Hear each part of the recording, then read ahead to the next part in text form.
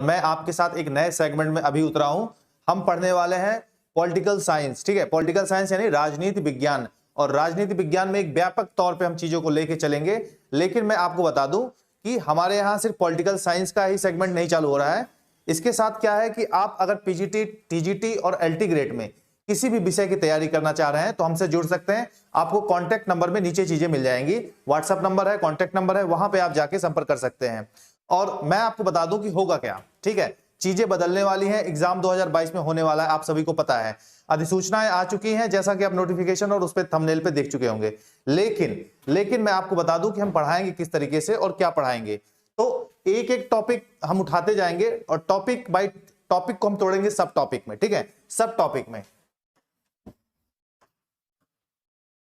और जब हम सब टॉपिक में चीजों को तोड़ेंगे, एक एक चीज को क्लियर करेंगे, आपको बस याद रखना है कि इस साल नौकरी लेनी है। कारण क्या है मैं बता रहा हूं आपको, 2022 में जब आएगा नोटिफिकेशन, उसके बाद अगर आप चीजों को तैयार करना शुरू करते हैं तो फिर तो दुनिया करती है। आपको समय से पहले चलना है, एक कदम आगे रखना है। अगर आप किसी से 5 कदम पीछे हैं तो जाहिर सी बात है आपकी रेस तेज होगी और साथ में चलेंगे, ठीक है। उनके साथ चलने के लिए आपको कदम बढ़ाना होगा। तो मैं आपको बता दूं कि पॉलिटिकल साइंस में हम जब चीजों को उठाएंगे तो एक एक चीज क्लियर करेंगे। आपको बिल्कुल टेंशन नहीं लेना है। अगर आप नेट जीआरएफ है कोई बात नहीं, आपका एक लेवल बना हुआ है। लेकिन आप कई साल से पढ़ाई को अगर छोड़ रखे हैं, पढ़ाई को अगर आपने छोड़ रखा है, तो आपको बस सोचना क्या है, आपको बिल्कुल भी चिंता करने की जरूरत नहीं है। चीजों को हम एकदम डिटेल से उठाएंगे, बेसिक लेवल से उठाएंगे और उनको क्लियर कराएंगे। सिर्फ क्लियर कराने की बात नहीं आती, बात यहां पे आएगी प्रैक्टिस सेट की। उन पुराने क्वेश्चन को और जो भी संभावित क्वेश्चन हो सकते हैं, जहां से लगेगा कि ये सेगमेंट वीक होता है, क्वेश्चन आते हैं, ठीक है, उनको हम क्लियर करेंगे। तो आज मैं एक ऐसा कह सकते हैं कि इस वीडियो के माध्यम से टॉपिक शुरू करता हूं।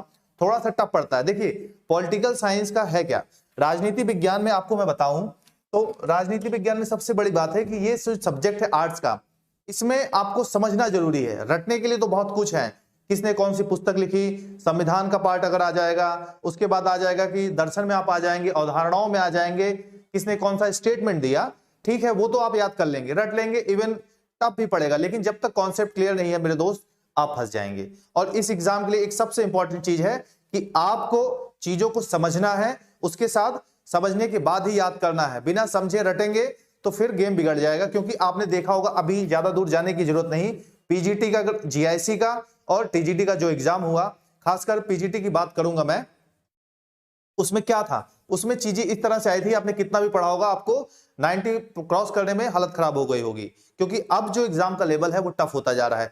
तो हमारा जो फोकस रहेगा वो चीजों को समझाने पे रहेगा, विश्लेषणात्मक पक्ष हम ध्यान देंगे। क्योंकि चलिए इसी साथ विषय को चालू करते हैं। अगर हम बात करें तो इसको राजनीति शास्त्र के अलावा राजनीति विज्ञान बोलना उचित है, ठीक है। अब क्यों विज्ञान बोला जाएगा, क्यों शास्त्र बोला जाएगा, ये ग्रेजुएशन लेवल पे आपने सब चीजों को समझा होगा।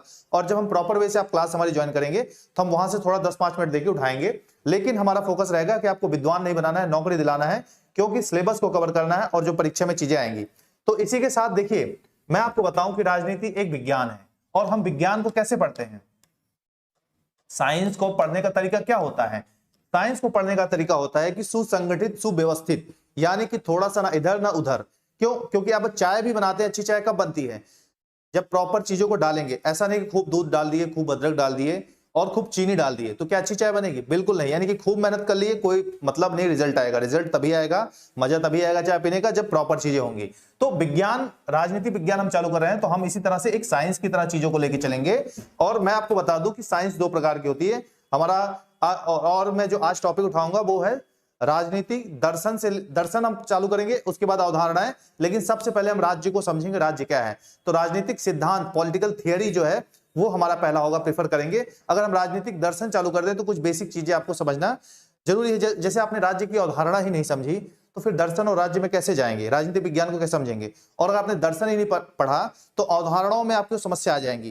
तो इस हिसाब से जो विज्ञान है, विज्ञान को हम मोटे मोटे 2 भागों में बांट सकते हैं। कौन सा, एक तो होता है प्राकृतिक विज्ञान, ठीक है, नेचुरल साइंस, ठीक है। दूसरा होता है सामाजिक, एक हो गया प्राकृतिक विज्ञान, दूसरा हो गया सामाजिक विज्ञान। अच्छा, प्राकृतिक विज्ञान में हम क्या पढ़ते हैं, पहले इसकी चर्चा करते हैं। प्राकृतिक विज्ञान में हम पढ़ते हैं आपका फिजिक्स हो गया,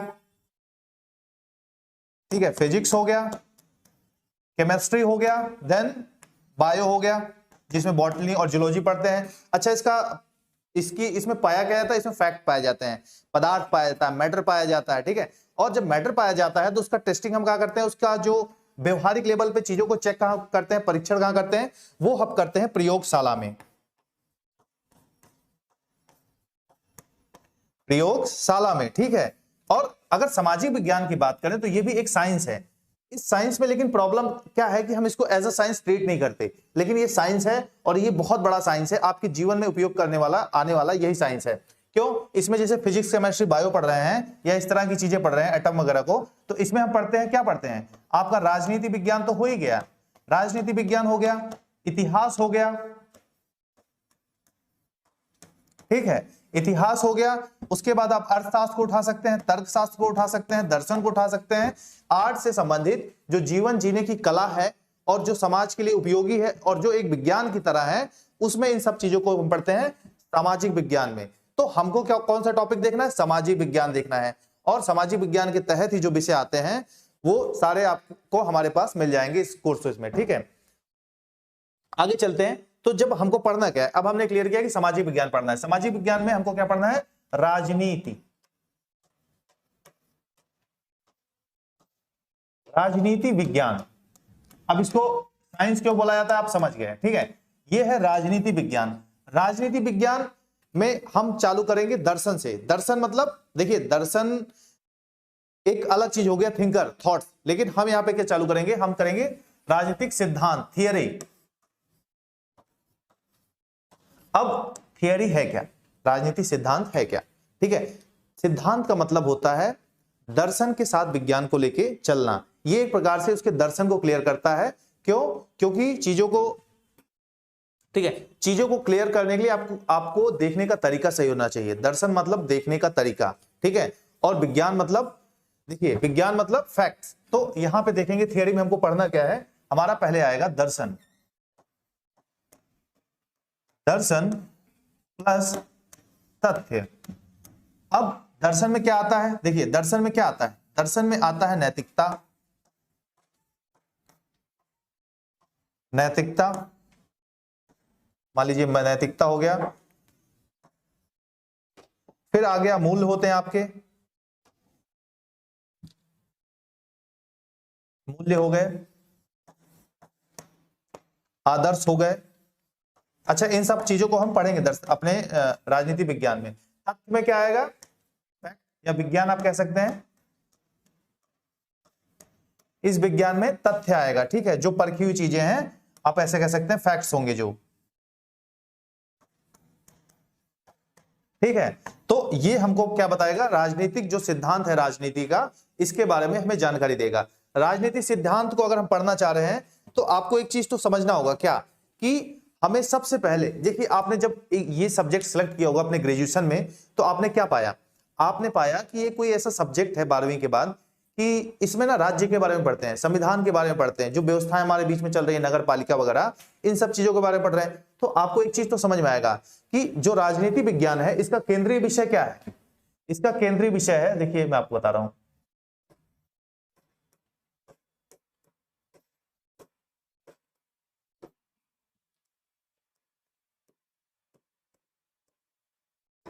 राजनीति विज्ञान का केंद्रीय विषय क्या है, इसका केंद्रीय विषय है राज्य। ये राज्य को लेकर अध्ययन करता है, यही सोच के आपने सब्जेक्ट को सिलेक्ट किया था। अब जहां भी राज्य रहेगा वहां पे राजनीति आएगी, ठीक है। बिना राज्य के राजनीति होती नहीं, यानी कि राज्य जहां पे है वहीं पे क्या होगी, राजनीति होगी। और इसका देखिए, राज्य का भी केंद्र क्या है, राज्य का केंद्र है नागरिकता या नागरिक।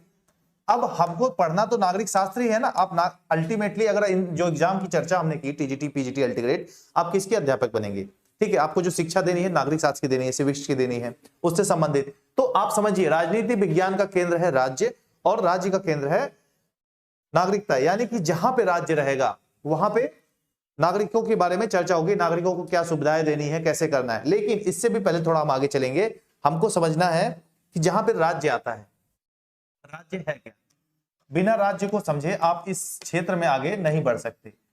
देखिए, राज्य के बारे में अगर हम पढ़ें, राजनीतिक सिद्धांत जहां से चालू होता है, जो हमारे सिलेबस में है, उपागम है, विकास का क्रम है, और उसके बाद सिद्धांत कुछ दिए गए हैं, उसके साथ जो है आगे और भी चीजें हैं। उनके कैसे उद्भव हुआ, लेकिन उन सबसे पहले एक चीज तो आपको समझना ही होगा कि अगर आपने राज्य के बारे में नहीं पढ़ा है, राज्य के बारे में नहीं पढ़ा है, तो आप इस सब्जेक्ट में आगे बढ़ नहीं सकते। तो इसीलिए पहले हम राज्य को समझेंगे।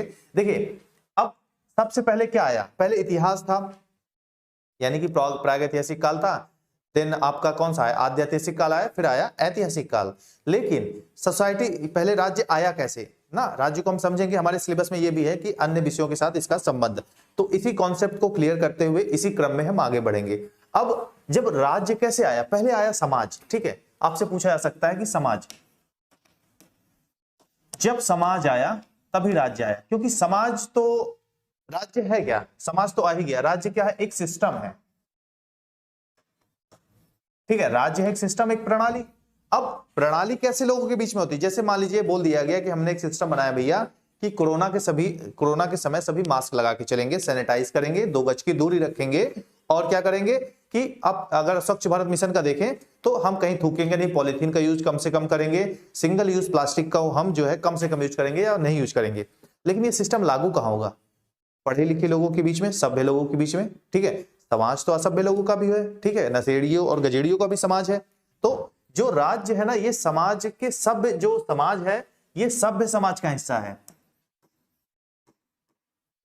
सभ्य समाज, ठीक है। अब सभ्य समाज, समाज 2 प्रकार के होते हैं, समाज 2 प्रकार के हो सकते हैं, असभ्य भी हो सकता है, सभ्य भी हो सकता है, ठीक है। तो जो सभ्य समाज होगा, जिसका एक अपना सिस्टम होगा, उस सिस्टम के तहत राज्य आएगा। तो सभ्य समाज का जो हिस्सा होता है वो राज्य होता है। अच्छा, ये राज्य समाज से इतना जुड़ा है तो इसके कुछ एसेंशियल कार्य होंगे ना, कुछ तो व्यवहारिक चीजें होंगी जो इसको करना ही करना होगा। देखिए 3 चीज होती हैं, ये सिस्टम समाज ने इसलिए लाया क्योंकि इनको 3 मूल भौतिक चीजें मिल सके, ठीक है, बेसिक चीजें मिले। पहली क्या है, पहली होती है सुरक्षा, ठीक है, सुरक्षा हो गई। उसके बाद होता है शांति व्यवस्था, ठीक है, शांति व्यवस्था।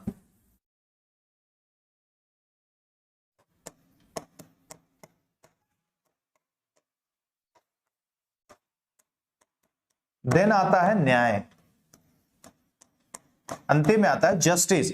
यानी कि राज्य है, इसके 3 तो काम है ही हैं। कौन से, कि जब शुरू में समाज डेवलप हुआ और चीजें बन के आई आगे, तो एक सोसाइटी जब सभ्य होने लगी तो सभ्य सोसाइटी को क्या लगा कि भैया अगर हम चोरी नहीं करते, अगर हम किसी के साथ बुरा नहीं करते, हमारे पास धन पड़ा है, हम मेहनत से धन कमाते हैं या मेहनत से जमीन पे खेती करते हैं, तो जाहिर सी बात है जिसकी लाठी उसके भैंस वाला अगर सिस्टम होगा तो बाहुबली के पास होगा।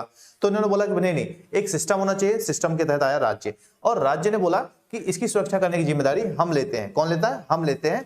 आपकी चीजों को अनैतिकता से कोई भी नहीं हरण कर पाएगा जब तक आप नहीं चाहेंगे, ठीक है। इसके बाद भी आती है शांति व्यवस्था, चीजों को आप अपने जीवन को अच्छे से जी सकें, इसकी गारंटी कौन देता है, ये किसका कार्य है, ये है राज्य का है। और उसके बाद इन केस कहीं ऐसा विवाद उठता है कि जैसे किसी ने काम किया और आंतरिक बेईमानी कर ली, जहां पे ना तो आपकी सुरक्षा की कोई प्रॉब्लम आ रही है, ना ही शांति व्यवस्था भंग हो रही है, लेकिन उसके बाद भी आप जो है चीजों को ठीक से कर पा रहे हैं, तो राज्य इसकी गारंटी देता है कि ठीक है, इस तरह का अगर विवाद होता है तो हम आपको क्या प्रोवाइड करेंगे, न्याय भी देंगे। तो ये एसेंशियल चीजें कौन देता है, हमें राज्य देता है। इसके साथ अगर हम आगे बढ़ें तो समाज जिस हिसाब से जब जब बदला है, राज्य भी बदल गया है। यानी कि इस राज्य और समाज का घनिष्ठ जो संबंध है कितना घनिष्ठ है। देखिए जब समाज बदलता है, जब समाज बदलता है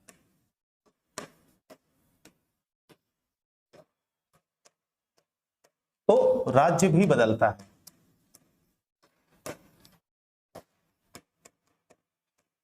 ठीक है। जब समाज बदलता है तो राज्य भी बदलता है, समाज के साथ राज्य में भी परिवर्तन आता है। जैसे कैसे, एग्जांपल लेते हैं, देखिए आपका सिलेबस है, ठीक है, आपको ये चीजें जानना होगा। अगर हम बात करें पहले कैसा समाज था, पहले था हमारा प्राचीन समाज, ठीक है, जैसे वैदिक सभ्यता हो गई। अब वैदिक सभ्यता के समय कैसी चीजें थी, कबीला समाज था, ठीक है। उसके बाद वहां पे राजनीति भी उस हिसाब से होती थी। समय बदला, समय आया 600 BC, ठीक है, BCE बोलिए, बिफोर कॉमन इरा, या फिर आपको बोल दीजिए ईसा पूर्व, ईसा पूर्व आप लिख दीजिए। तो इस समय कैसा समाज था, इस समय भी देखिए हर्ष वगैरह थे ना, हर्षवर्धन थे, ठीक है। उसके बाद जो है साम्राज्य आया, देखिए साम्राज्य आया, साम्राज्य का क्या होता है, साम्राज्य की अपनी एक सीमा नहीं होती, राज्य की एक सीमा होती है। साम्राज्य मतलब बहुत आशावादी लोग होते हैं, आक्रमण करते हैं, फिर जीतते हैं, फिर आगे बढ़ते जाते हैं, तो साम्राज्य की सीमा नहीं हुई। उसके बाद आपका समय कैसा है, अब आधुनिक समाज है, तो आधुनिक समाज में देखेंगे तो आप तकनीकी का ज्ञान है, यानी टेक्नोलॉजी, ठीक है, टेक्नोलॉजी का दौर है। अब देखिए इसने पूरे समाज को बदल दिया। कैसे? अगर आप युद्ध करने जाएं, युद्ध के क्षेत्र पे देखें, वार सेगमेंट में, युद्ध में, तो आपको क्या मिलेगा? मिसाइल, न्यूक्लियर बॉम्ब्स, ठीक है, एंटीसेप्टिक मिसाइल, डोम सिस्टम, सबमरीन, एयरक्राफ्ट, ठीक है, विक्रम एयरक्राफ्ट कैरियर, जो बड़े बड़े शिप्स होते हैं, ये सब क्या है? टेक्नोलॉजी ही तो है ना, और क्या है? ठीक है। उसके बाद क्या है आपका? अगर कोई पॉलिसी मेकिंग हुई तो ई गवर्नेंस क्या है? ई गवर्नेंस वही चीज है ना। ई गवर्नेंस क्या है? आज पूरा देखिए समाज का सिस्टम बदल गया, समाज बदला, चीज बदली। कोरोना के टाइम हमने देखिए कैसे पूरा सिस्टम बदल गया, कैसे पूरा लॉकडाउन लगा दिया गया, कैसे एक ही बार में पूरे देश को बता दिया गया कि भैया कल कर्फ्यू है, पूरा देश बंद रहेगा। टेक्नोलॉजी यूज हुई ना। उसके बाद मीटिंग्स हो रही हैं, इंटरनेशनल समिट्स हो रही हैं, पूरी हो रही हैं। लोग अब जा नहीं रहे, पहले जाते थे मोदी जी खुद विदेशों में, अब यहीं से कैमरा ऑन करते हैं, इनकी टीम रहती है, वहीं से फ्रंट टू फेस बात कर लेते हैं, पूरी मीटिंग ऑर्गेनाइज हो जाती है पूरी की पूरी। उसके बाद कम्युनिकेशन तो हमने देख लिया, ये कम्युनिकेशन में भी आ जाएगा, यानी कि संवाद। मैं हिंदी भी लिखूंगा, कोई प्रॉब्लम की बात नहीं है, भी समझा रहा हूं, चीजें चलेंगी, ठीक है। उसके बाद क्या आ गया? उसके बाद अगर आप देखें तो डिप्लोमेसी, जैसे हमारा सॉफ्ट पावर है, हमारी इंडियन मूवीज बहुत देखी जाती हैं, तो वो सबका बहुत गहरा प्रभाव पड़ता है। हमारे कल्चर रसिया वगैरह में काफी फेमस है, हमारे बॉलीवुड के गाने काफी फेमस हैं। तो ये कैसे जा रहे हैं? टेक्नोलॉजी के थ्रू जा रहे हैं ना। कोई ऐसा तो है नहीं कि यहाँ पे गा रहा है और वहां पे इंडियन गानों पे नाचा जा रहा है, नहीं। तो जब समाज बदलता है, राज्य बदलता है, इस चीज को आपको ध्यान से समझना है। यहाँ पे हमको विश्लेषण करके तथ्यों को समझना है। प्रश्न आपके तभी सही होंगे, नहीं तो आप जो है कट ऑफ क्लियर करने में, मतलब आपको ऐसा समझ लीजिए कि बहुत दिक्कत आने वाली है। तो हम कॉन्सेप्ट को क्लियर करने पे ही पूरा फोकस करेंगे। उसके साथ आपको हम बताएं, चलिए उसके साथ आपको हम बताएं तो राज्य बदलता है। अच्छा, समाज और राज्य का तो संबंध आपने देखा, समाज और राज्य का संबंध आपने देखा क्या? जैसे अब अगर हम चालू करें राजनीतिक सिद्धांत में, हम चालू करें कि कैसे डेवलपमेंट हुआ और जो आधुनिक राज्य है वो कैसे आया, तो उसके पहले एक चीज और है, आपका सिलेबस में जो है अन्य सामाजिक विज्ञानों के साथ जो संबंध है, तो चालू करने से पहले इतिहास को हम देखेंगे ना। तो इस इतिहास और राज्य एक दूसरे पे कैसे, राजनीति कैसे, मतलब एक दूसरे पे रिलाय करती है, कैसे संबंध बनाती है, उसको हम समझेंगे। देखिए मैं आपको बताता हूं, अगर इतिहास को देखें, इतिहास के बारे में एक बहुत ही फेमस कोटेशन है कि बिना राजनीति के इतिहास निर्मूल है। काफी फेमस कोटेशन है, अगर आपने पढ़ा होगा राजनीति विज्ञान को कभी पहले भी, तो आपको पता होगा, बिना इतिहास के राजनीति निर्मूल है, और बिना राज्य के या बिना राजनीति के इतिहास बर्बर है। क्यों? क्योंकि आज का जो इतिहास है, आज का जो, मतलब ऐसा समझ लीजिए कल का जो इतिहास है, थोड़ा कल का जो इतिहास रहा है वो आज की राजनीति है। कैसे? अगर आप कॉन्स्टिट्यूशन पढ़ा होगा तो देखेंगे कॉन्स्टिट्यूशन चालू कहां से होता है। संविधान हम कभी भी उठाइए कोई किताब या बचपन में पढ़ा होगा तो हमको कहां से पढ़ाया जाता है? आपने 8वीं 9वीं में पढ़ा होगा, रेगुलेशन एक्ट, रेगुलेटिंग एक्ट आपने खूब पढ़ा होगा। क्यों पढ़ाया गया भैया? वो तो इतिहास का हिस्सा है। इवन हमारे संविधान कॉन्स्टिट्यूशन 1946 के बाद जब गठित हुआ संविधान सभा, तो उसके पहले का हिस्सा वो तो अंग्रेजों ने बनाया, अपनी कंपनी का शासन चलाने के लिए, अपने हिसाब से उन्होंने पैसा कमाने के लिए, चीजों को व्यवस्थित करने के लिए बनाया, ब्रिटिश पार्लियामेंट बनाने के लिए। क्यों पढ़ा? क्योंकि वहीं से उद्भव हुआ। 1919 का एक्ट आया, 1935, इवन 1935 का जो एक्ट है हमारा, 1935 का जो एक्ट है, वहां पे आप देखेंगे क्या है, वहां से 60% हमारा कॉन्स्टिट्यूशन का स्ट्रक्चर आता है। ठीक है, वहां से आता है कि लोकसभा होगी, राज्यसभा होगी, आरबीआई का गठन वहां से हुआ, उसी समय अभी भी चली आ रहा है। संघ लोक सेवा आयोग का गठन हुआ, ज्वाइंट पब्लिक सर्विस कमीशन का गठन हुआ ना, और प्रांतों को स्वायत्तता दी गई, लोकसभा राज्यसभा आई। तो ये सब कहां से आया? तो इसीलिए राजनीति के साथ इतिहास पढ़ना आवश्यक है। सीले एक बहुत प्रमुख विद्वान है, सीले ने क्या बोला? सीले ने बोला कि एक फल है तो दूसरा वृक्ष है, यानी कि एक वृक्ष है तो दूसरा फल है। इस हिसाब से एक दूसरे से उनका जो है संबंध है। देखिए मैं आपको बताता हूं, जब इतिहास को अगर हम पढ़ते हैं, इतिहास के साथ क्या है, जैसे मान लीजिए कि एक अशोक को ले लीजिए, ठीक है, अशोक। अब अशोक के समय जो इतिहास आज हो चुका है, इतिहास जो है इनका, वो आज कहीं ना कहीं राजनीति के तौर पर पढ़े तो उसका राजनीतिक पार्ट हम पढ़ते हैं ना इतिहास में कि राजनीतिक डेवलपमेंट क्या हुआ, कैसे इन्होंने धम्मा की नीति, हथियार की नीति त्याग दी, धम्मा की नीति को अपनाया ना। चंद्रगुप्त मौर्य के समय हम पढ़ते हैं कि इन्होंने किस तरह से सिस्टम को चेंज किया। चाणक्य ने पूरा राजनीति पे जो, देखिए अर्थशास्त्र आप पढ़ेंगे, अर्थशास्त्र इसमें है कि हमारे भारत का जो पूरा एरिया है, भारतीय द्वीप आप कह सकते हैं, पूरा मिला के आसपास के देशों को, तो वहां पे सबसे प्राचीन ग्रंथ कौन सा है राजनीति शास्त्र पे? तो उसका नाम है अर्थशास्त्र। आप पढ़ेंगे, दर्शन जब पढ़ेंगे इसमें पढ़ेंगे। तो इसको इतिहास को आप जाने रहेंगे इस पक्ष को, तभी नहीं तो वहां पे रटना हो जाएगा। और उसका नाम अर्थशास्त्र है तो इसका मतलब अर्थ के बारे में नहीं है, वो एक्चुअली राजनीतिक ग्रंथ है। तो आज क्यों उपयोगी है, क्यों हम पढ़ रहे हैं भाई? अगर राजनीतिक महत्व नहीं होता तो हम उसको पढ़ते नहीं। तो इसलिए इतिहास जो है बहुत ज्यादा डिपेंड करता है, और जैसे आज का जो इतिहास बहुत ज्यादा निर्धारित करता है हमारे आज के राजनीतिक परिप्रेक्ष्य को। लेकिन जो आज की राजनीति है, ऐसा कीजिए, आज की राजनीति,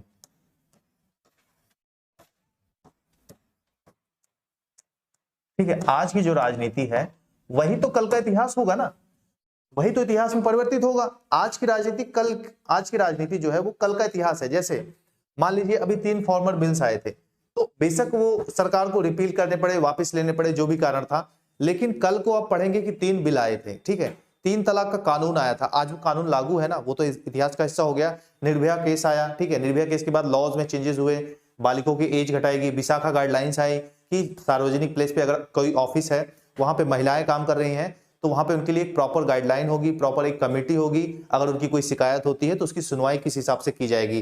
कहीं भी एक महिला काम कर रही है, 2 महिला काम कर रही है टीम में, और छोटी ही टीम क्यों ना हो, उनको उन गाइडलाइन को फॉलो करना ही पड़ेगा।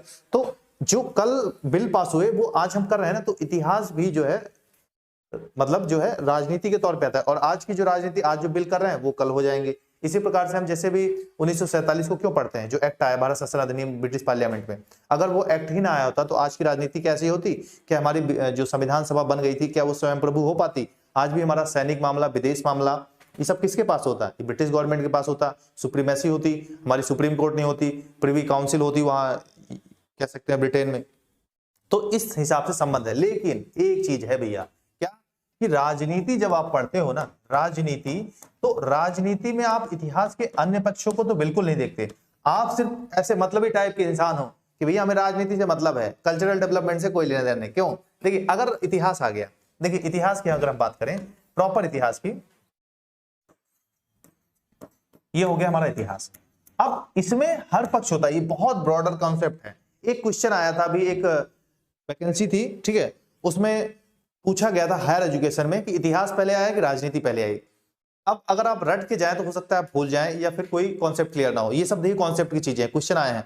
अभी आज के लेक्चर से आप देखेंगे पुराने पेपरों को उठा के 10 से 15 क्वेश्चन मिल जाएंगे जो 10 साल में हुए हैं। तो आप ले सकते हैं, पुराने जो क्वेश्चन आपको मिल जाएंगे, मार्केट में इजीली अवेलेबल है, और जल्दी हमारी बुक्स वगैरह, नोट्स वगैरह सारे मिलेंगे आपको जब हम कोर्स जल्दी ही जनवरी से हमारे रेगुलर क्लासेस चालू होंगी 3-4 दिन में। तो आप देखेंगे कि ये क्वेश्चन आया था, तो ये आप डिटेल में समझे रहेंगे तभी तो आप कर पाएंगे। तो इतिहास में क्या क्या होता है, सामाजिक पक्ष भी होता है, सामाजिक पक्ष होगा, सांस्कृतिक पक्ष होगा, आर्थिक पक्ष होगा। भाई आज तो वर्तमान में जो भी घटनाएं हो रही हैं वो तो सबकी सब इतिहास बन जा रहा है ना। आर्थिक पक्ष होगा, राजनीतिक पक्ष होगा, ठीक है, राजनीतिक पक्ष होगा। तो अगर ये इतिहास बहुत ही व्यापक कॉन्सेप्ट है, इसमें सब कुछ आ जाता है, लेकिन हम पढ़ते हैं अपने काम वाले को, ठीक है, अपने काम वाले चीज को हम पढ़ते हैं। तो इतिहास और राजनीति में घनिष्ठ, राजनीति शास्त्र में बहुत घनिष्ठ संबंध है, लेकिन राजनीति शास्त्र इतिहास के उसी पक्ष को देखता है जो उससे संबंधित है या फिर जो उसको प्रभावित करते हैं। लेकिन अगर इतिहास की बात करें तो इतिहास का जो दायरा है बहुत व्यापक है। इसमें सामाजिक परिवर्तन, राजनीतिक परिवर्तन, आर्थिक परिवर्तन, भौगोलिक परिवर्तन, सब कुछ इतिहास का हिस्सा होता है, ठीक है। इतिहास जब आप पढ़ते हैं, इवन मॉडर्न इंडिया पढ़िए आप, ठीक है, या फिर चंद्रगुप्त का काल पढ़िए, तो उसमें पढ़ेगा कि देखो दर्शन का विकास हुआ। ये आप आए चंद्रगुप्त द्वितीय की बात करें, विक्रमादित्य भी जिनको बोला जाता है, तो कालिदास उनके दरबार में थे, ठीक है, उन्होंने क्या क्या ग्रंथ लिखे, साहित्य भी आ गया, साइंस भी आ गया, ठीक है, साइंस के जो डेवलपमेंट हुए। उसके बाद उस समय जो राजनीतिक परिवर्तन हुए, मुद्राएं जो चलाएंगी गुप्त वंश में, किसने कौन सी मुद्राएं चली, कौन सी उपाधियां ली, ठीक है, मुद्रा का आ गया तो इकोनॉमी भी हो गया, और महिलाओं के लिए कैसा काम हुआ वो भी आ गया। तो इतिहास का जो पक्ष होता है वो बहुत व्यापक है। इतिहास से पहले देखिए समाज, इतिहास तो पहले भी था। एक चीज ये भी पूछ सकता है, इतिहास पहले आया, समाज पहले आया, राजनीति विज्ञान पहले आया। अभी आपको पढ़ रहा है, आप हमसे संवाद कर रहे हैं, तो आपको ये चीज सरल लग रही होगी, लेकिन विश्वास मानिए किताबों में इस हिसाब से आप नहीं पढ़ेंगे और नहीं समझेंगे तो फिर यहाँ पे क्वेश्चन गलत होने की संभावना रहती है। फिर वहां आप सोच के गेस करते हैं और वहां पे गलत आप छोड़ भी नहीं सकते। ऐसे क्वेश्चन को एक्चुअली क्या होता है, आप छोड़ भी नहीं सकते कि यार ये तो कर ही सकता हूँ, थोड़ा सा सरल लग रहा है, लेकिन एग्जैक्ट नहीं पता है तो गड़बड़ करके आएंगे। आपको लगेगा राजनीति का है, चलो इतिहास तो पहले रहा होगा, अब सोसाइटी बाद में आएगी, क्योंकि राज्य आया होगा तभी तो सोसाइटी बनी होगी। नहीं, पहले सोसाइटी थी, उसके बाद राज्य आया। तो इतिहास सबसे प्राचीन है। इतिहास प्रागैतिहासिक काल में, मैंने बताया ना प्रागैतिहासिक काल, प्रागैतिहासिक काल पता ना आपको, ऐसे काल को बोलते हैं जहां पे लिखित साक्षी ही नहीं है। ठीक है, लिखित साक्षी नहीं, बर्बर जीवन इंसान जीता था, पत्थरों के पाषाण काल प्रागैतिहासिक काल का हिस्सा है। अब वहां पे क्या था कि जैसे पशु रहते हैं ना, पशु जंगलों में, उनका कोई सोसाइटी नहीं थी। सोसाइटी नहीं थी तो पशुओं में क्या होता है, जैसे बच्चे पैदा किए कुछ दिन बाद वो अलग हो जाते हैं, कहीं कहीं रहने लगते हैं। तो उस हिसाब से आप देखें तो प्रागैतिहासिक काल में जानवरों की भांति रखता था, कोई समाज नहीं था। इवन धीमे से उसने पत्थरों से औजार बनाना सीखा, फिर मध्य पाषाण काल में पशुओं को पालना सीखा, फिर अंतिम में अन्न वगैरह उपजाया। और जब उसको एग्रीकल्चर का ज्ञान हुआ तब वो एक जगह स्थिर हुआ, और जब एग्रीकल्चर से लैंड की तब महत्व समझ में आया जमीन का, और किसी ने एक जमीन को घेरा, बोला ये मेरी है। ठीक है, उसने बोला ये मेरी है, तब वहां से राज्य और संपत्ति का उद्भव हुआ। जब संपत्ति का उद्भव हुआ, एग्रीकल्चर का उद्भव हुआ, उसके बाद पशुपालन बढ़ा, पशुओं की चोरी बढ़ी। ठीक है, और जिसकी लाठी उसका भैंस वाला कॉन्सेप्ट आया, मत्स्य न्याय आया, तब जाके समाज बना, और समाज को आवश्यकता किसकी महसूस हुई, राज्य की हुई। जब हम मनु और कौटिल्य को पढ़ेंगे तो इस तरह की चीजें, जो राज्य की उत्पत्ति का भारतीय सिद्धांत है उसको पढ़ेंगे, और रूसो, लॉक, हॉब्स, जो ये लोग हैं पश्चिमी दार्शनिक, इसको पढ़ेंगे, दर्शन में पढ़ेंगे। तो इस हिसाब से हमने दर्शन को समझा। अभी आपको एक और चीज हम समझाएं, क्या है आपको समझाएं, जैसे कि ये तो हो गया इतिहास, लेकिन जो राज्य आया किस हिसाब से आया, राज्य का डेवलपमेंट कैसे हुआ, इतिहास में ही देखें। अब देखिए, क्योंकि इतिहास की बात है, तो सबसे पहले कौन सा आया, कबीला राज्य आया। ठीक है, कबीला राज्य। अब इस कबीला राज्य की खासियत क्या थी, आप एक चीज देखेंगे कि प्राचीन जितनी भी सभ्यता आई, इसका भी क्रम दे सकता है एग्जाम में कि कौन सा राज्य पहले आया और किसकी क्या मतलब क्या विशेषता थी, या फिर ऐसा दे देगा कि जो सिंधु घाटी की सभ्यता थी किस तरह का राज्य था। ठीक है, मेसोपोटामिया या किससे संबंधित, या कोई और सभ्यता दे दे जो हो सकता है जिसका आपने नाम ही ना सुना हो, सुमेरियन वाई तरह का। तो कम से कम आपको, अब देखिए, अगर जो ऐसी सभ्यता दे दे जो किसी नदी घाटी के किनारे आई थी, जो मैं पढ़ाने वाला हूं अभी, तो अगर पढ़ा है तब तो कर लेंगे, जब नहीं पढ़ा है तब तो गड़बड़ हो जाएगा ना हिसाब किताब। तो लेकिन जब समझे रहेंगे कि जो नदी घाटी की सभ्यता थी वो बेसिकली कबीला राज्य टाइप की थी, तो बस इतना कॉन्सेप्ट आपका क्लियर है। उसके बाद सवाल कैसा भी है, और सवाल देखिए इसी तरह का पूछेगा कि आप कर लें, आपने पढ़ा है समझा है तो कर ले, अगर रटा है तो फिर हाथ से निकला हुआ है। और पेपर टफ करना होगा तो ऐसी सभ्यता दे देगा, जैसे आप मान लीजिए सिंधु घाटी की सभ्यता हो गई। ठीक है, सिंधु घाटी, सिंधु नदी के किनारे आई। ठीक है, मेसोपोटामिया की हो गई। ठीक है, मेसोपोटामिया की हो गई, मिस्र की सभ्यता हो गई। ठीक है, मिस्र की सभ्यता हो गई। जैसे ठीक है, ये यूफ्रेट्स नदी के किनारे आई, ये सिंधु नदी के किनारे, और ये कौन थी, नील, बहुत फेमस नदी है नील। ठीक है, यूफ्रेट्स, यूफ्रेट्स के किनारे आई। अब देखिए हिस्ट्री में नहीं जाना है, मैं बता दे रहा हूं, आप नोट्स बनाना चाहे तो बना सकते हैं। और ये सिंधु घाटी तो सिंधु के नाम से है।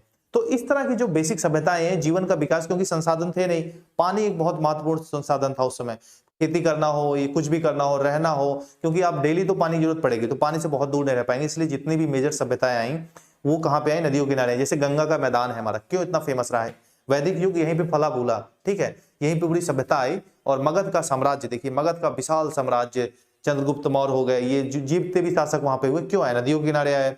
फिर कृष्णा गोदावरी का बेसिन देखिए, इस तरह से चीजें, सिंधु का सभ्यता का देखिए, तो नदियों का महत्व था। तो यहाँ पे पहले कबीले बने, जब इन्होंने गांवों के किनारे बसना चालू किया तो कबीला राज्य था, सबसे पहले प्राचीन में कबीला राज्य था। उसके बाद कबीलाओं का जब विकास हुआ, थोड़ी डेवलपमेंट हुआ, तो उन्होंने सोचा कि अब हमारे पास ताकत हो गई, संसाधन हो गया, लोहे का ज्ञान हो गया, अब शस्त्र वगैरह भी बना सकते हैं। नदी, कुएं, लोहे का जब ज्ञान हो गया तो कुएं वगैरह खोदने लगे, इनको पता लग गया कि बहुत खुदाई करेंगे तो पानी मिल जाएगा, तो आगे बढ़े। इन्होंने क्या बोला, दूसरा राज्य जो बनाया इसको बोलते हैं प्राच्य,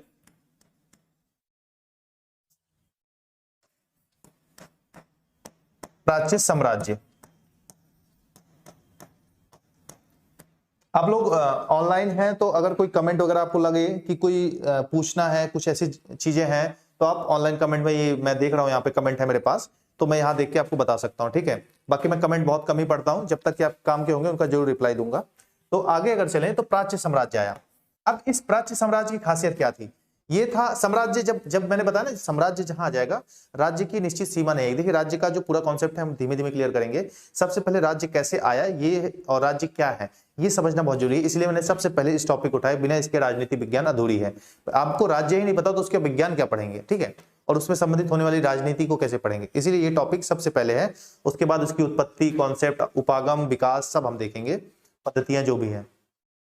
तो कबीला राज्य यानी साम्राज्य, कबीला साम्राज्य में क्या था, कबीला साम्राज्य में ये था कि कबीले थोड़ा थोड़ा डेवलप हो गए और उन्होंने आक्रमण करना चालू कर दिया। बहुत बड़े स्तर पे नहीं था, लेकिन जब आक्रमण किया तो बढ़ता चला गया। उनको लगा कि हम बगल वाला भी पड़ोसियों को हथिया ले, पड़ोसी का गांव भी हमारा गांव हो। तो इस हिसाब से जब चीजें बढ़ी तो इसी को साम्राज्य बोला गया। इसमें कोई निश्चित, साम्राज्य में निश्चित सीमा नहीं, क्योंकि बढ़ाते लगातार चले जाना, जहां तक आप बढ़ा पाए। तो निश्चित भूभाग और सीमा नहीं रहती, इसको बढ़ाने जाते रहे, बढ़ाते जाता रहना है, बढ़ाते जाते रहा गया है। जैसे अगर हम थोड़ा सा साम्राज्यवाद की भावना में आए तो हमारे देश में जैसे हर्ष का साम्राज्य था, ठीक है, 600 BC 600 ईसा पूर्व। उसके बाद चंद्रगुप्त मौर्य का साम्राज्य रहा, अशोक का साम्राज्य रहा, ठीक है, उसके बाद गुप्त वंश का रहा, उसके बाद समुद्रगुप्त का रहा, ठीक है। इस हिसाब से आपने इतिहास पढ़ा होगा, इतिहास की जानकारी होगी, तो इस हिसाब से साम्राज्यवाद चलता रहा। ज्यादा एग्जाम्पल देने की जरूरत नहीं है। आगे बढ़ते हैं, अगला हमारा जो क्रम है वो तीसरे नंबर का कौन सा आता है, यूनानी राज्य। अब देखिए क्या है कि जो अभी यूनानी नगर राज्य इसको बोलिए, है क्या कि जो पॉलिटिकल साइंस का डेवलपमेंट है, जो थॉट्स है, वो बेसिकली हमने उठाए हैं पश्चिमी ग्रीक से, ठीक है, पश्चिमी देशों से। तो इसको पढ़ना जरूरी हो जाता है। और इसका सिर्फ ऐसी बात नहीं है कि पढ़ना जरूरी होता है, इन्होंने ऑर्गेनाइज तरीके से पहले काम किया इस पे। हालांकि हमारे देश में साहित्य है, मनु कौटिल्य, जब लोग ये लोग सोच रहे थे तब उन्होंने अपने विचार दे रखे थे, लेकिन इनका भी अपना महत्व है और इन्होंने इस विषय को डेवलप किया एज ए सब्जेक्ट।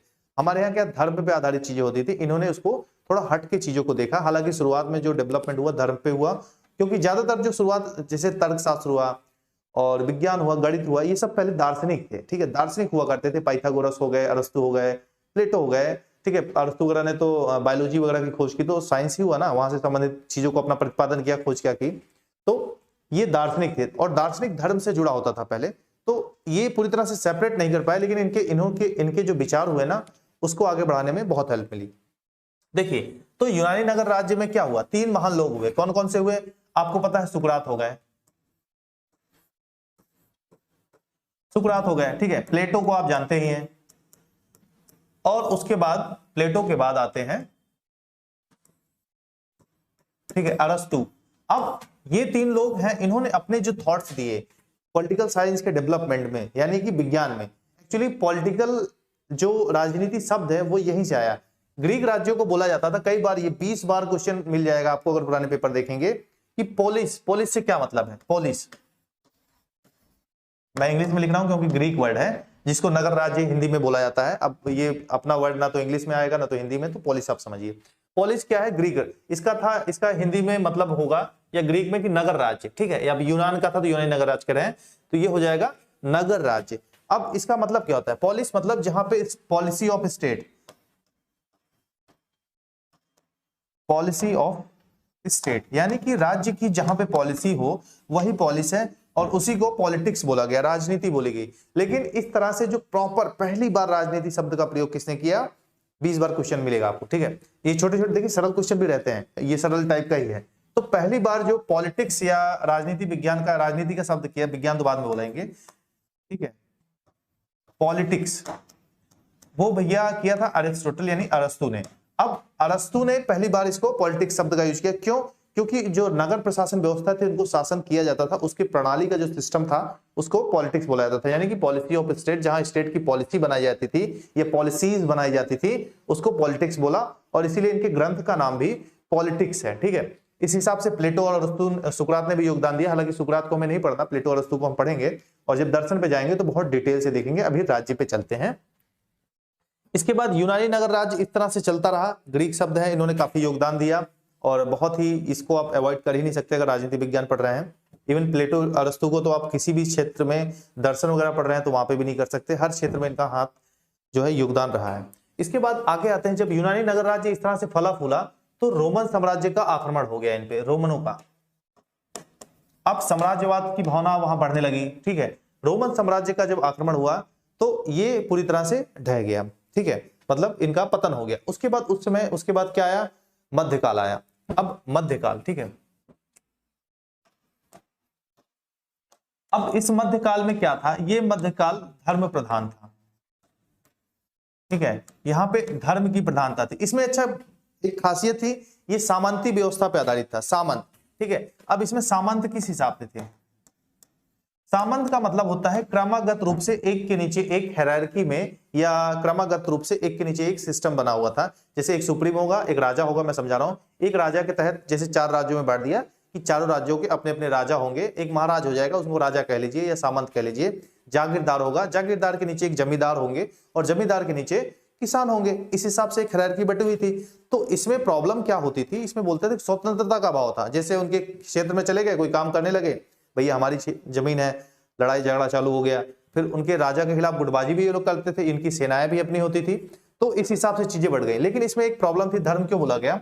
इसमें सबसे ऊपर तो मान लीजिए राजा था, ठीक है, सबसे ऊपर क्या था, राजा था। लेकिन राजा के ऊपर क्या था, राजा के ऊपर पोप था, यानी चर्च था।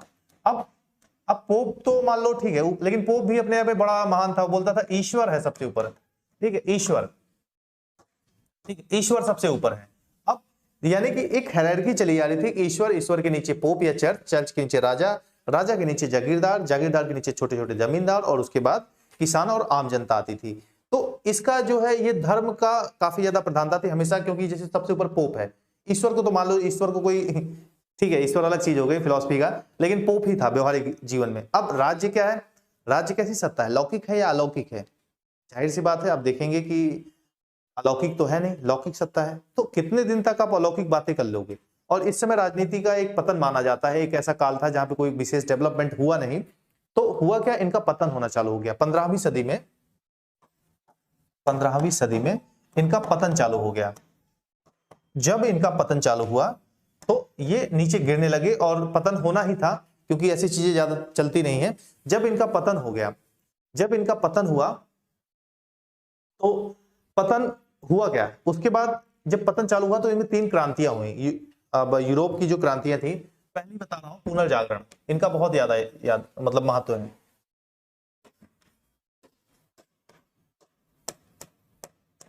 ठीक है, पुनर्जागरण क्रांति, ठीक है। उसके बाद दूसरी हुई धार्मिक, धर्म से संबंधित।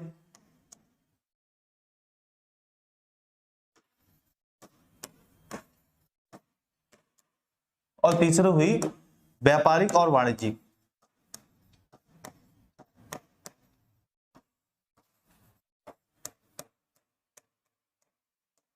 ठीक है, ये जब तीनों क्रांति हुई, ठीक है, पुनर्जागरण काल ऐसे आप कर सकते हैं, ठीक है।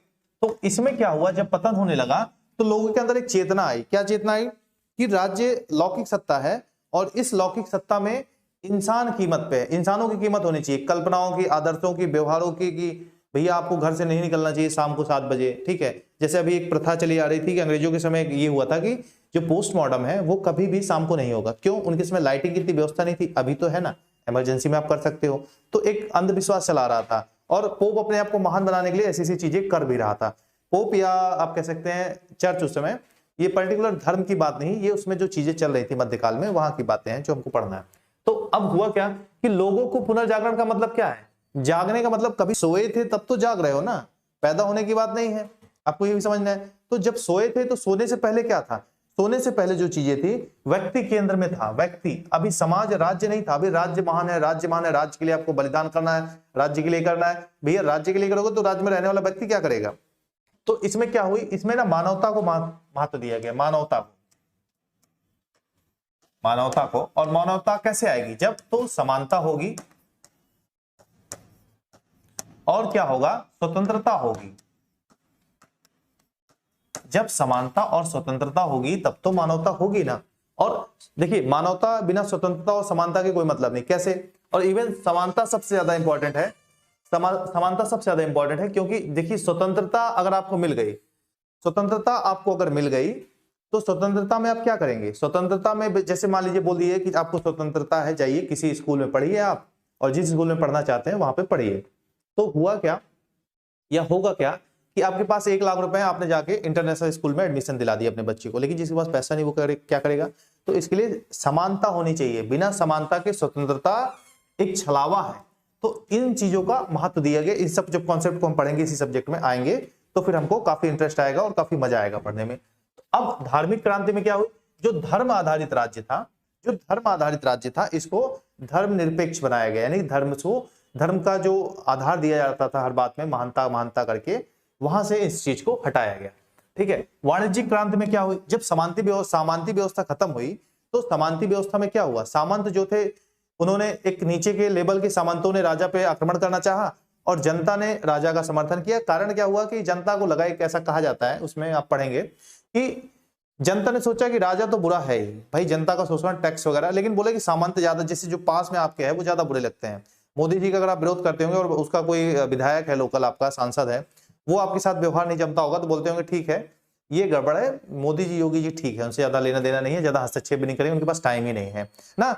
तो और एक जगह पे आने जाने की स्वतंत्रता, 20 तरह के कानून नियम, इनको लगा कि हम हमारे लिए तो ठीक है, पड़ोसी के यहाँ भी जाना चाहें तो हम जा सकते हैं। तो जब ये हुआ क्या कि सामंती व्यवस्था खत्म हुई और राजा का एक छत्र राज होने लगा तो लोगों के बीच आवाजाही बढ़ी। देखिए गवर्नमेंट अगर डेवलपमेंट करना चाहे तो रोडों को पहले ठीक करे, ट्रांसपोर्टेशन को ठीक करे। अगर आप मान लीजिए इलाहाबाद है, प्रयागराज है, प्रयागराज से ऐसी व्यवस्था हो कि आप 200 किलोमीटर से 1 घंटे में 200 किलोमीटर रह रहे हैं और 1 घंटे या आधे घंटे में अप डाउन कर लें। मान लीजिए थोड़ा व्यवहारिक तो नहीं, आज के समय में हाइपर लूप वगैरह चल रही है, बुलेट ट्रेन चल रही है, तो आप इलाहाबाद प्रयागराज में क्यों रहेंगे, क्यों कोचिंग करने आएंगे और संसाधन आपको सस्ता कर दिया जाए, मान लीजिए 10-20 रुपए लग जाए। एक कल्पना की बात बता रहा हूँ, आने वाले समय में पॉसिबल हो सकता है।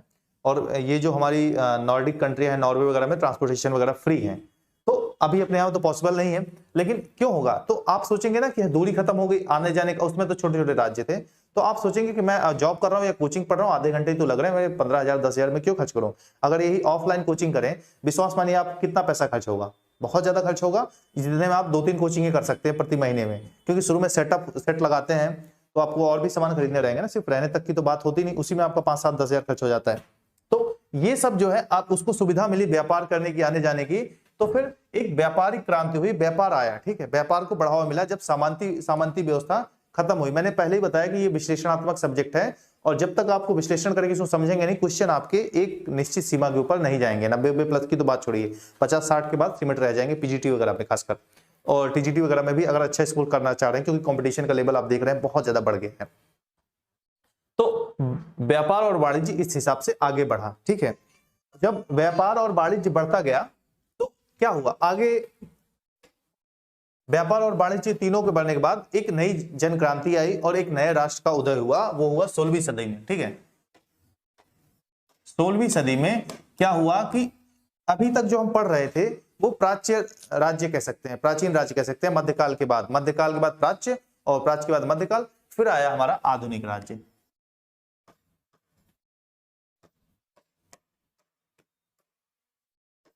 आधुनिक राज्य, ठीक है। अब इस आधुनिक राज्य में क्या था, इसी का हम अध्ययन करते हैं और इसी को पढ़ते हैं, इसी के सारे कॉन्सेप्ट को पढ़ते हैं। हालांकि इसमें भी वेरिएशन है थोड़े, जैसे कि वर्ल्ड वॉर को अगर हम बांट लें, world war, first world war और सेकंड वर्ल्ड वॉर, तो उसके बाद राजनीति बहुत तेजी से बदली। इतिहास, इस राजनीति का सबसे बुरा पक्ष क्या है, इस राजनीति का सबसे बुरा पक्ष ये होता है राज्य का और राजनीति का, कि ये इतिहास को ना लोगों के हित में बताती है, सॉरी युद्ध को लोगों के हित में बताती है। राज्य हमेशा यही बोलता है कि लोगों के हित में है और कितना नुकसान होता है, कितने पीछे जाते हैं, इसलिए कोई भी राज्य अब तो समझदार हो गए हैं कि युद्ध को, चाहे ब्रिटेन हो, ब्रिटेन ने तो छोड़ ही दिया, उसके बाद आप चाइना को देखिए, चाइना बहुत खूब हिम्मत बांधता है, पाकिस्तान की तो बात छोड़ ही देते हैं, खूब हिम्मत बांधता है, लेकिन युद्ध होने की संभावना पे आके पीछे हो जाता है, डराता धमकाता है, क्योंकि उसको भी पता है कि हमने युद्ध कर दिया ना तो अमेरिका तो चाह ही रहा है। देखिए बहुत बड़ी पॉलिटिकल साइंस स्टूडेंट है, अब आप एक नेक्स्ट लेवल पे जाके चीजों को समझेंगे, ठीक है। अमेरिका तो चाह रहा है कि भैया लड़ो, तुम लड़ो, पीछे जाए, हम तो नहीं लड़ने वाले तुमसे,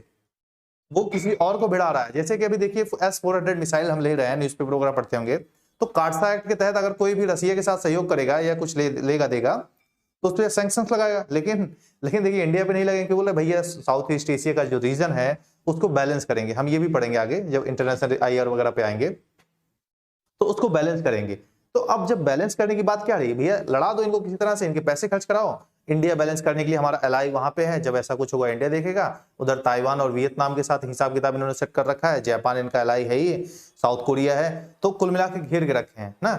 और कभी युद्ध होगा तो अमेरिका का सेल्फ नहीं जाएगा, इनके साथ भी हमने एक्ट वगैरह करके रखे हैं और इनके लिए भी पैक्ट वगैरह करके रखे हैं, इनके लिए भी खतरा ही है, क्योंकि भैया वो उसकी पॉलिसी बड़ी एग्रेसिव है।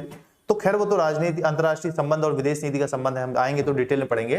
तो आधुनिक राज्य का उदय हुआ, और जब आधुनिक राज्य का उदय हुआ तो पहली बार आधुनिक राज्य में जो राज्य, अभी तो हम राज्य टॉपिक उठाया, तो राज्य को, राजनीति को किससे बताया, राजनीति को पहली बार जो शब्द का यूज हुआ वो किया अरस्तु ने, और उसके बाद अगर हम बात करें राजनीति के साथ, राज्य शब्द को पहली बार किसने यूज किया? स्टेट का। राज्य की बात हो रही, राजनीति की नहीं। अगर आपको देखा जाए तो एक बहुत ही फेमस मैकियावेली ने एक संप्रभुता की बात, हम जब दर्शन पे आएंगे वहां पे पढ़ेंगे, जब थॉट्स को पढ़ेंगे थिंकर को, तो वहां पे हम देखेंगे। तो मैकियावेली का नाम तो आपने सुना होगा, मैकियावेली, ठीक है।